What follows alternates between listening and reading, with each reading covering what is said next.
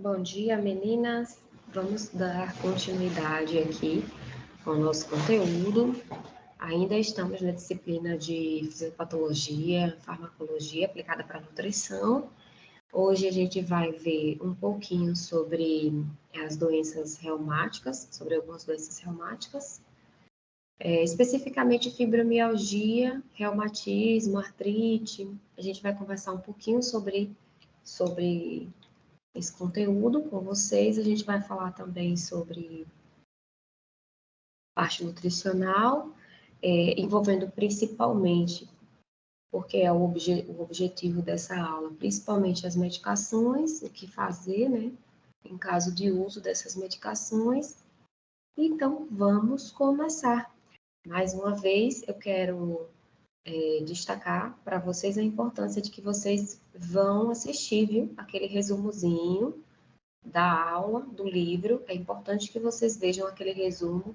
Eu tenho assistido as aulas de resumo do livro e tenho gostado bastante. Acho que o conteúdo ele é bem explicado, ele não vai fora do livro, tanto que vocês veem que a aula ela é curta, então é um conteúdo que está bem centrado no que tem no livro de vocês, então é interessante que vocês deem uma olhada lá naquele vídeo resumo das aulas, viu? E, se possível, entrem naqueles links, sempre ao final do vídeo resumo, abaixo do vídeo ou acima do vídeo, acho que está abaixo do vídeo, tem um link para vocês seguirem e dar mais uma olhada, né? No que é que tem escrito a respeito daquele assunto. Então, vamos iniciar, meninas. Vamos falar um pouquinho sobre o nosso sistema nervoso. Aqui, as próximas figuras é a título de ter uma visualização, né?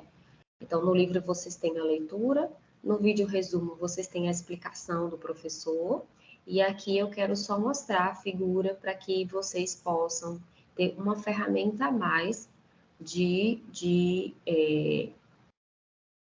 obtenção de conhecimento, né, para que vocês possam apreender esse conhecimento. Então, aqui a gente vê uma figura, né, de um ser humano, mostrando, então, o sistema nervoso central dele e o sistema nervoso periférico. Então, a gente vê essas duas divisões. Então, lembrando, sistema nervoso central, ele está sempre voltado para a cabeça, vamos falar assim, sempre voltada para a cabeça. E sistema nervoso periférico sempre voltado para o que está abaixo da cabeça, ok?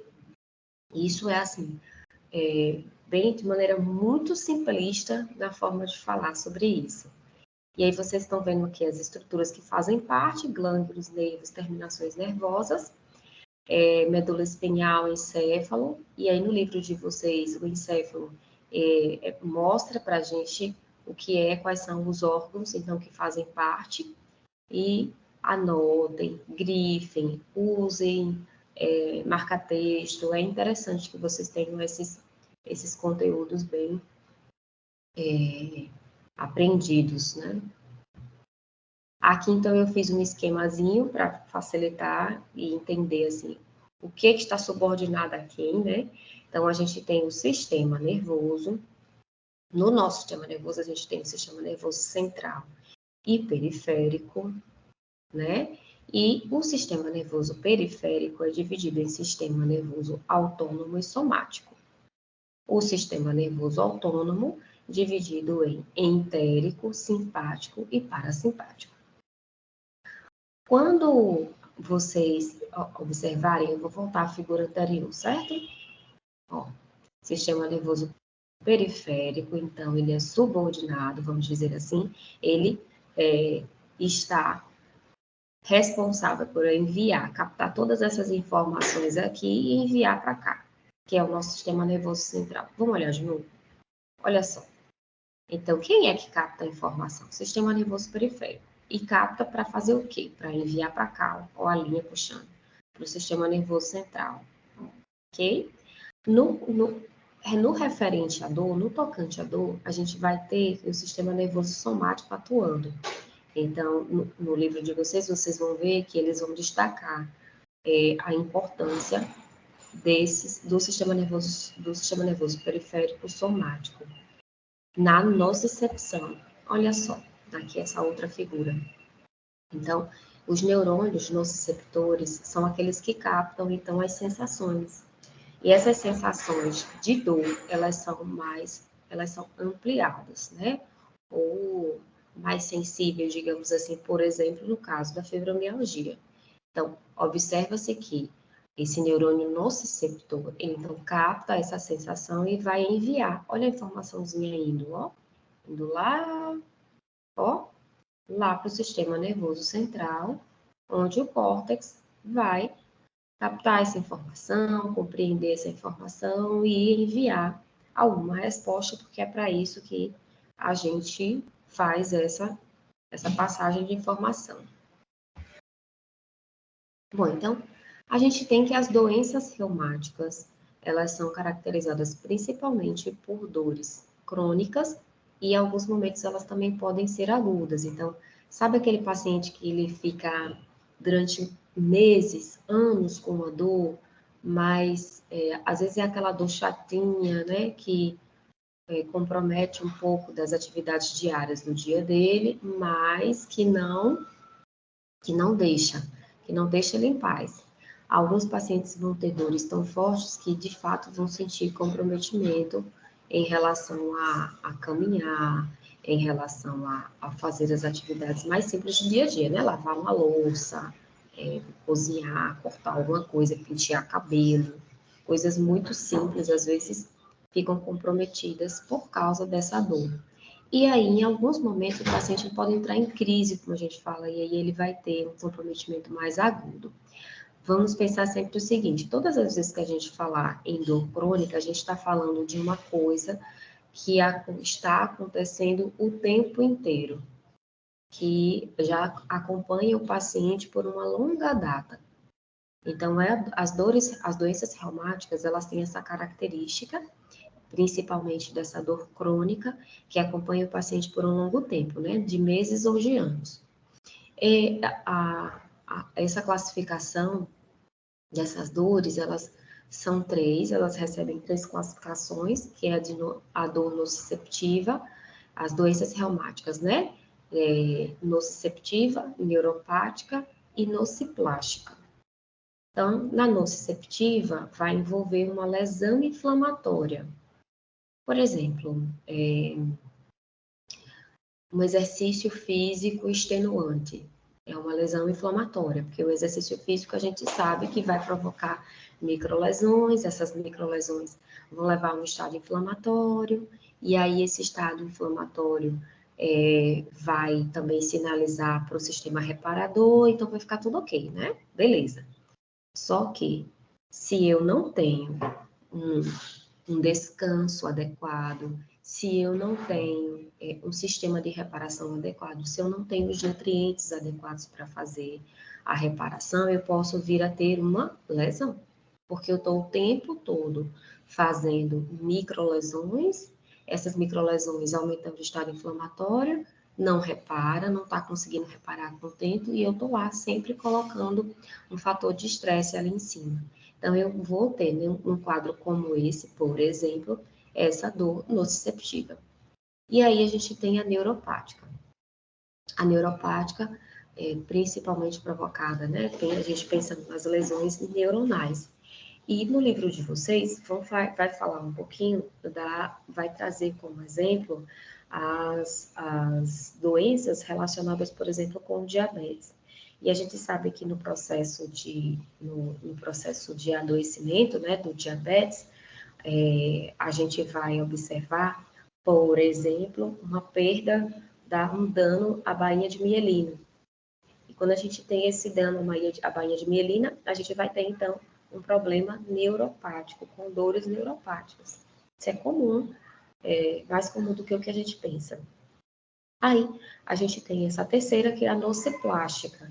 E essa nociplástica, está errado aqui o nome, nociplástica, é aumento da sensibilidade. A gente não entende exatamente por que acontece, qual é o esquema da doença que leva a essa sensação, mas há um aumento dessa sensibilidade, desses neurônios nociceptores, dessa nocicepção, é um aumento dessa sensibilidade e dos exemplos que a gente tem, então, é a fibromialgia.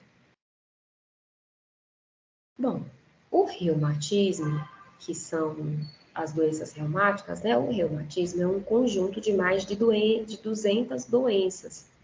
Dentre essas doenças, a gente vai ter a fibromialgia e a artrite reumatoide. A fibromialgia, há um comprometimento de maneira geral, né? Do corpo humano, com relação, inclusive, as áreas subjetivas, né? Então, a gente vai observar que esses pacientes, os pacientes de fibromialgia, que são diagnosticados com fibromialgia, eles têm uma característica de um problema assim de cunho emocional que é mais presente. Então, eles têm um componente emocional muito forte, né? Depressão, ansiedade, tem um pezinho aqui, que é o caos do paciente. Então, é comum que pacientes, por exemplo, com fibromialgia, que eles fiquem mais rígidos pela manhã, eles têm uma rigidez muscular maior pela manhã, que é o que a gente está vendo aqui, essa rigidez matutina, e quando ele passa por um momento prévio, por exemplo, ele vem passando a semana inteira por uma fase onde ele está ansioso porque, de repente, ele vai participar de uma entrevista de emprego e ele está muito preocupado. Ou ele vai ter que fazer um discurso no casamento da prima, está muito preocupado. Essa característica de preocupação, de angústia, de raiva, faz com que essa rigidez matutina possa aumentar. Então, é muito comum a gente observar. Isso a gente vê em livro? Não. Mas na prática clínica, conversando com os pacientes que têm fibromialgia, eles sempre comentam assim: eu estava muito nervosa, no momento, essa semana eu estava demais, eu estava pensando muito nisso, estava pensando muito naquilo, e acaba tendo uma crise, entrando numa crise mais forte. Essa crise mais forte faz com que o paciente ele fique mais tenso, né? Então, no que ele fica mais tenso, ele também aumenta essa rigidez e o paciente acaba sentindo um pouco mais de dor do que o normal. É característico da fibromialgia os pacientes sentirem mais fadiga, mais espasmos musculares, tontura, olha só. Eles têm também transtornos de memória, transtornos cognitivos, transtornos no sono, ok?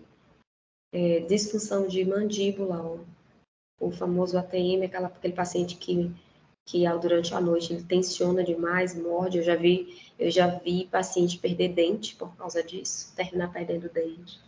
Eu tenho um paciente, acompanho um paciente que ele comprometeu a raiz do dente, de tanto que ele apertava na hora que estava dormindo. A raiz do dente foi comprometendo, ele teve que fazer um tratamento mais sério. Então, náuseas, transtornos urinários, gente, são muitos, ou seja, o esquema aqui é que a fibromialgia ela acaba afetando o corpo como um todo, então é um problema sistêmico, né? As medicações são voltadas para analgesia, antidepressivos, ansiolíticos e neuromoduladores. Nos antidepressivos, os citados são a amitriptilina e a nortriptilina, que podem provocar aumento do apetite, carência da vitamina B2, xerostomia, que é a boca seca, obstipação intestinal e alteração no paladar. Aí eu chamo a atenção de vocês para esse quadro aqui, esse quadro de lado, e desse quadrinho aqui do lado, ó, se o paciente aumenta o apetite e ele não consegue vencer esse apetite aumentado, a gente pode vir a ter acúmulo de gordura corporal. Então, o que é que eu preciso fazer? Lançar mão das estratégias nutricionais que a gente já conhece para melhorar a saciedade, diminuir diminuir o apetite. Então, a gente vai usar as estratégias que a gente já conhece, né? Que a gente já comentou algumas vezes. Então, aumentar a fonte de proteína na dieta, e essa fonte de proteína não necessariamente precisa ser animal, a gente pode fazer isso a partir de alimentos vegetais. Se a gente vê que é um paciente que tem um comprometimento geral, inclusive aqui ó, de obstipação intestinal, de repente a gente pode fazer uso, por exemplo, dos cogumelos, que é uma fonte de proteína e que também tem glutamina, que vai ajudar na saúde intestinal. A dificuldade para engolir, a xerostomia, ela vai levar à dificuldade de engolir, dor ao engolir, engasgo, né, cárie, candidíase, tudo isso pode vir por causa da xerostomia se a gente não fizer nada. A gente sozinho tem como resolver? Não, nisso daqui o, o dentista também pode ajudar o paciente também pode ajudar o paciente a melhorar esse quadro aqui. A própria fibromialgia tem um componente de fadiga, né, de cansaço, que a gente viu no slide anterior, ou seja, vai interferir nesse metabolismo energético. A própria vitamina B12, essa deficiência de B12 pode levar, então, também a esse comprometimento nesse sistemazinho aqui, né, de produção de energia para o corpo. Isso pode piorar a sensação de fadiga do paciente. Então, a gente vai atuar aqui por outras vias também, né, utilizando estratégias nutricionais para isso, inclusive suplementos alimentares que possam auxiliar na disponibilização de energia. E na palestra que nós fizemos, eu não sei se vocês lembram, quem estava comigo, quem estava na palestra viu, nós comentamos um pouquinho sobre a L-carnitina, a gente falou um pouquinho sobre creatina. Então, alguns suplementos podem ser interessantes, mas vamos resgatar a ideia de que é preciso fazer atividade física. E para o paciente de fibromialgia, a atividade física é imprescindível. Esses antidepressivos também podem afetar também o metabolismo do ferro, então é importante que a gente esteja sempre acompanhando como é que está esse paciente, né? Se ele tem, se ele está com ferritina adequada, se não está alta, se não está baixa, se tem ferro disponível para ser utilizado, enfim. Como neuromoduladores, em geral, é usada a pregabalina, o objetivo, e ela tem como efeito também aumentar o apetite, promover digeusia, ageusia e disosmia. E aqui eu coloco na ordem para você, então, digeusia, potência no paladar, ageusia, perda do paladar, disosmia, perda do olfato. E aqui, nesses casos aqui, a gente pode usar alimentos que podem estimular a salivação. Então, lembrem aí, o que é que estimula você na salivação? Limão, maçã, alimentos que fazem a gente salivar mais. A gente pode utilizar aqui para melhorar.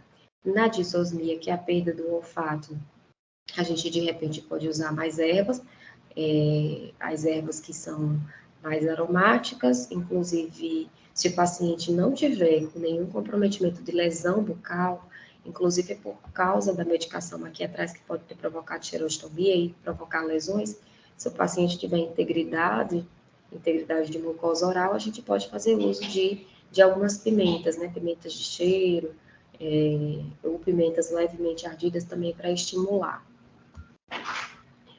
A artrite é aquela outra patologia, né, que a gente citou, que está dentro das doenças reumáticas.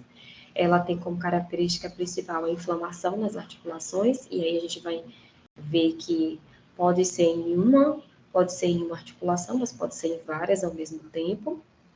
O paciente ele vai sentir também um pouco parecido com a fibromialgia, ele sente também fadiga, sensação de fraqueza, né, que é a astenia, e pode sentir um pouco de febre. A temperatura do corpo pode ficar mais aumentada, sobretudo na região da inflamação, vai sentir que a região da inflamação é mais quente.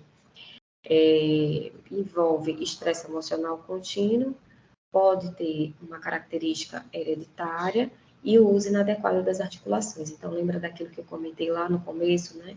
Em relação a exercícios físicos extenuantes, que não dá tempo, não dá o tempo necessário de recuperação, pode levar a isso. E os medicamentos que são utilizados na artrite, principalmente anti-inflamatórios, corticosteroides e imunossupressores. A gente vai ficar atento ao tratamento medicamentoso da artrite reumatoide em relação a esses medicamentos aqui que são bem utilizados, por exemplo, o metotrexato, a absorção dele ele é diminuída na presença de alimentos. Então, a gente deve evitar suplementos com ácido fólico, que também vai diminuir a eficácia do fármaco. Ou seja, se essa absorção ela é diminuída na presença de alimentos, a gente vai evitar dar alimentos para o paciente no horário que ele toma a medicação. Então, se o médico pediu para ele tomar, por exemplo, toma às 9 horas da manhã a medicação. Então, eu vou evitar dar o lanche no horário da medicação. Eu dou esse lanche, então, em um horário um pouquinho distante, antes ou depois. A cloroquina e a hidroxicloroquina, que a gente ficou mais familiarizado agora no período da pandemia, né? Alimentos, pelo que a gente leu aqui, a medicação é bastante amarga, então os alimentos eles podem ser usados para mascarar o sabor amargo e para diminuir o desconforto gastrointestinal. Então, aqui é o contrário. Aqui a gente vai junto, o médico passou a medicação, a gente vai aproveitar e ofertar o alimento junto com a medicação. E aí a gente vem para os corticosteroides. Os corticosteroides, eles têm um impacto maior na saúde. A gente vai observar que ele vai diminuir,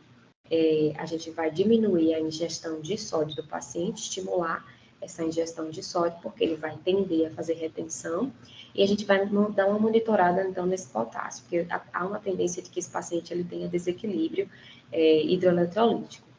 A gente vai fazer suplementação de cálcio, vitamina D, vitamina A e vitamina C, conforme necessário, porque o paciente pode vir a ter deficiência. A gente vai ajudar no controle do peso desse paciente, ele pode vir a ter tanto aumento de massa gorda como retenção hídrica, e é uma coisa que a gente vai ficar mais atento com esse paciente. Em relação a isso, a gente vai aproveitar esse momento e vai reduzir o consumo dessas gorduras que são mais danosas, mais nocivas para o organismo, que são as gorduras saturadas e as gorduras trans, e vai ficar de olho no açúcar. Então, evitar que o paciente ingira açúcar, principalmente açúcar adicionado, porque em uso de corticosteroide ele tem uma tendência para fazer hiperglicemias. A gente acaba tendo um cenário onde o paciente ele tem uma menor sensibilidade da insulina. Então, se ele come muito açúcar, ele pode piorar esse quadro. E aí, a gente também vai adequar as proteínas. Se tudo isso está desregulado, né, o paciente está aumentando massa gorda, e está em retenção hídrica, e por uma série de outros componentes, de outras alterações metabólicas, a gente pode vir a ter nesse paciente, observar nele uma perda de massa muscular. Então, a gente tem que adequar as proteínas, dando proteína na quantidade ideal. Não precisa dar uma dieta hiperproteica para esse paciente. Se a gente faz uma dieta hiperproteica para esse paciente, a gente pode estar comprometendo também a função renal dele. Então, é adequar proteínas, ok? Meninas, nós ficamos por aqui. Encontro com vocês no próximo vídeo. Um beijo, tchau, tchau.